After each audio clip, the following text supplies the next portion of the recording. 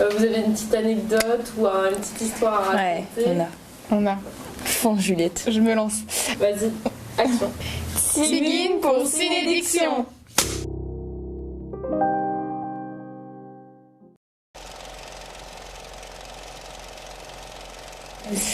Du coup, Tsigine, c'est une association qui aide une famille tzigane. En fait, on va voir les enfants et on fait un peu d'aide aux devoirs, on fait des jeux avec eux et on essaye en fait de les aider à s'insérer dans la société, à bien apprendre le français et voilà.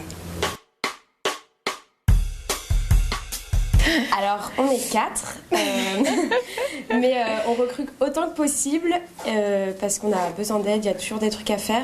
Et plus on est nombreux, plus on pourra y aller, et plus on y va, plus ils sont contents. Donc voilà.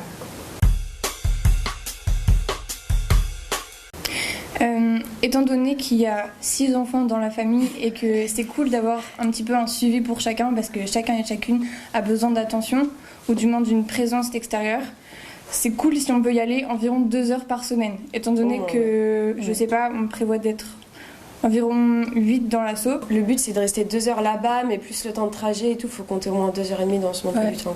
Parce que c'est pas dans le centre de Poitiers, et ça c'est super cool parce que ça nous permet de sortir du centre-ville et de l'espèce de micro-bulle qui fait 10 minutes de trajet de circonférence.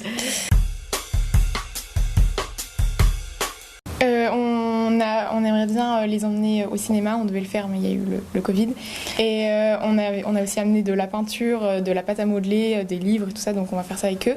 Et on avait pensé aussi à faire soit de la danse ou de la musique en prenant les instruments de Batouklan. Voilà, donc à voir après comment ça se goupille avec les autres assos. Et puis si vous avez des idées et tout, tout est libre, on improvise complètement et chaque idée est bienvenue, quoi. Et les enfants, ils sont carrément preneurs de nouvelles activités. Chaque nouveau truc est un kiff, mais comme on peut pas imaginer en fait. Là, on parle de Tsigine comme d'une asso où nous, on vient pour leur apprendre à lire, leur permettre de s'insérer dans la société et tout. Mais en vrai, nous, on apprend aussi énormément de choses d'eux, même peut-être beaucoup plus. Déjà, c'est un milieu social qui est grave différent du quotidien très Sciences Po centré. En plus, c'est une culture qui est hyper différente. Là, ils sont partis en Roumanie 3 semaines juste avant le Covid, donc on les a pas revus depuis, mais on va pouvoir grave en parler. Je pense que c'est super important pour eux. Et c'est juste ultra enrichissant, vraiment. Sûrement beaucoup plus de leur part que de notre part.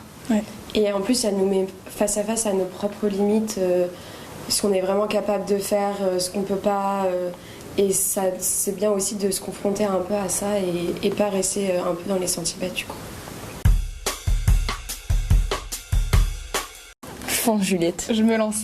Alors Sarah aimerait devenir chanteuse. Du coup Zoé avait ramené sa guitare et on s'est mis à chanter sur du Violetta. Voilà, c'était vraiment très très marrant. Très drôle. Non mais du coup on vous attend tous à notre apéro, n'hésitez pas, même si vous avez juste des questions, vous êtes juste intéressés, n'hésitez pas, on sera ravis d'en parler avec vous.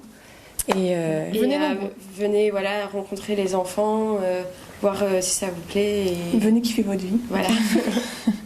Et les faire kiffer. Bisous. Ciao.